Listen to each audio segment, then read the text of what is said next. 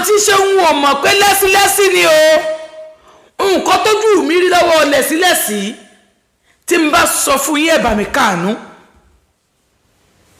mo ní mo máa ṣe fídíò 10 kan torí àwọn tó sọ fún mi ìrìn àjò wọn lọ́nà lesbian àwọn tó pàdé tí wọ́n mọ̀ pé lesbian ni wọ́n tí wọ́n fà wọ́n sínú ẹ̀ àbí tí wọ́n fẹ́ fà wọ́n sínú ẹ̀ ó pọ̀ àwọn èèyàn bá mi sọ̀rọ̀ tó pọ̀ èmi ò ń ṣe lesbian o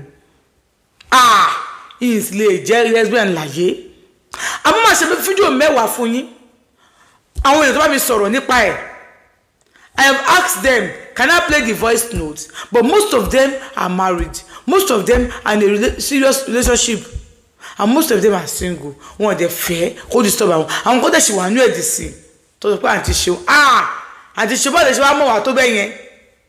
Some are Yorubas, some are Igbos, and some are Hausa. But all this Ajia, I respect her now. Let me go straight to the point. There was a lady. Let me first mention her own. She said, Auntie Shum, party ni mo lọ. But I did party, but she went partying. Everybody pick and come just soon. Méjì nínú room. Hotel yẹn ò gbà ká gbogbo àwọn pọ̀. So àwọn mọ́ra wọn. But àwọn kì í ṣe ọ̀rẹ́ bẹ́yẹn. Ọ̀rẹ́ àwọn ló ń ṣe wedding. Àwọn mọ́ra wọn. Àwọn kì í ṣe ọ̀rẹ́ bẹ́yẹn. Àmọ́ ọ̀rẹ́ àwọn ló ń ṣe wedding.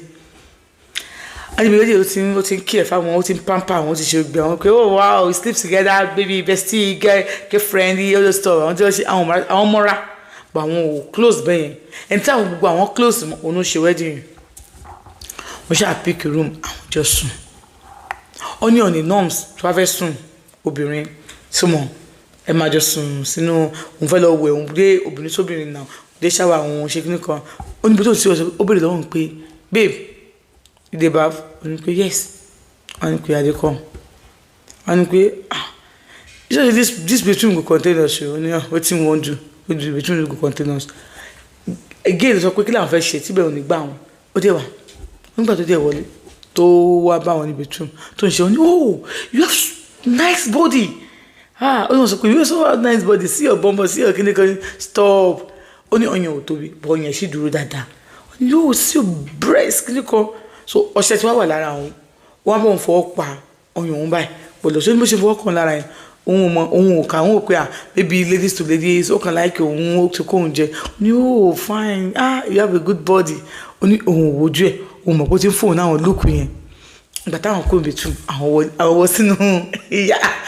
sínú yàrá nígbà táwọn débi inú rúùmù tẹ́ náà ni àwọn wà àwọn ibi tún àwọn kó ibi tún àwọn bọ́ síbẹ̀ àwọn clean àwọn ó ti kó tó wá bá wọn níbi tún ó ti tẹ́ bed wọ́n ṣe àwọn kọ́ ìnura pẹ̀lú tó wẹ̀ táwọn ọ̀dọ́ àwọn kọ́ filẹ̀ so ó kàn bọ̀ sí òun náà jẹ́ ìnura wọn kọ́ ìnura o kí làwọn fẹ́ ṣe báyìí wọ́n wò pé ok káwọn wọ èyí kọ̀ọ̀kan náà káwọn táwọn mú wa níbi singlet báyìí ni àwọn mú wa wọn náà kọ́ wò báyìí ni táwọn ṣe wọ́n ní wow baby you are killing me pẹ̀lú àwọn tí mo pè sáwọn òṣòrí gbá báyìí bò káwọn máa so forward ni àwọn kan ní what happened why am I killing you as well àwọn kan ní nothing you are so hot baby you are hot you are so hot wọ́n náà hot fi mí lẹ́jàre àwọn bá jẹ́ lọ bọ́ sórí bẹ́ẹ̀dì àwọn bá sùn ó lè bá sùn táwọn ó ní the next day táwọn máa rí náà ti ṣe àwọn ti sùn wọ́n táwọn àwọn kan rí pé nǹkan kan tutù máa wọn lábẹ́ kí lè lè kí ló ṣẹlẹ̀ tá a lè lè wọ́n náà ní kí ni ẹ máa wò ní YouTube ní ibi ní ti dákẹ́ lórí TikTok YouTube lẹ́tì wò kó parí tó bá wọ́n nǹkan má lọ wò ó náà wá ní pé nínú nǹkan tutù máa wọn lábẹ́ wọn ní kí lè lè what is this kí ni gbogbo ilé ta ilé ó ló sàn àwọn sáà tó ní nǹkan yẹn tutù máa wọn lábẹ́ wọn nígbà tá a máa fi lajú báyìí ó ti gbá wọn sẹ́nu àwọn kan wọlé mo ṣe nǹkan kan mọ́ àwọn kan wò pé baby what are you doing stop what are you doing stop what are you doing stop wọn láwọn kan sọ bẹ́ẹ̀ fún mi pé kí nǹkan tó ń ṣe kó stop wọn ní kó stop o wọn ní kó ń láwọn lọ ni wọn ní oh stop what are you doing baby stop I'm not okay I can't take this táwọn fi dà nígbà táwọn dà tàbí àwọn kan ní what is this stop it Jerry what are you doing wọn ní pé Tell me you don't enjoy it. Hey, but what are you doing? Don't worry. Only tẹ́ bá rí look ẹ̀.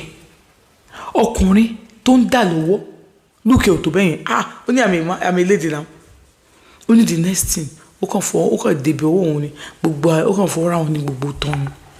Stop. So please. So you are a lesbian. Only I am not a lesbian.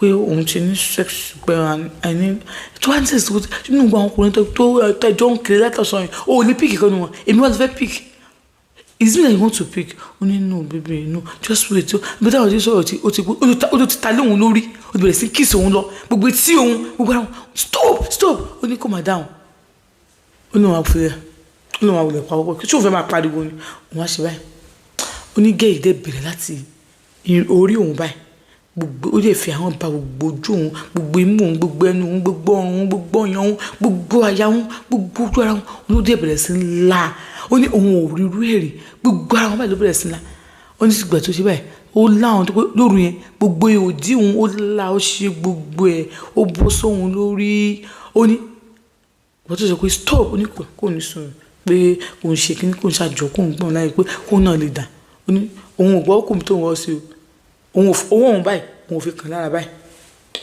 nínú nǹkan dùn báyìí ó ní the next thing ó kàn fọ ọ̀rọ̀ gbogbo ara wọn ni gbogbo ọyàn òun ọkùnrin òun ọyàn òun bẹ́ẹ̀rì so wẹ̀ ó náà ti ṣeun àwọn pípé ìṣòro ó sùn pẹ̀lú wọ́n sọ̀rọ̀ ó sùn pẹ̀lú òun sùn bẹ́ẹ̀ kí bí wọ́n sọ fún òun ló ṣẹlẹ̀ sí ó ní òun ò lè sọ fún ìyànjú bóun ṣe sọ fún mi lọ ó ní wọ́n táwọn parí tán ṣe Friday làwọn ti dé sáwọ́dé báyìí tó ṣe wẹ́lì tó báyìí tó ní ẹ máa jọ ní òun ò sún bí báyìí òun lọ ló bá bọ̀ ń pé is it because of what happened I'm sorry I'm not like that just that I can't just ní ara o bó ṣe ń wo òun yìí boyfriend òun ti ń pè òun tóun bá dé lọ wàhálà máa ṣẹlẹ̀ so òun lọlé níbo ìṣù bọ́ lọ́wọ́ ènìyàn o ó ní mọ̀ dc yìí ní kí ní ẹ̀ ṣe máa ń rìn bẹ́ẹ̀ lórí òun ó ní fídíò tẹ wá ṣe ó jẹ́ kó rí wọn máa rìn bẹ́ẹ̀ gan gidi gan àti ṣeun báwo lè ṣe mọ bó ṣe máa ń ṣe ó lóun ti experience ẹ̀ rí o ó jẹ́ ṣe fóun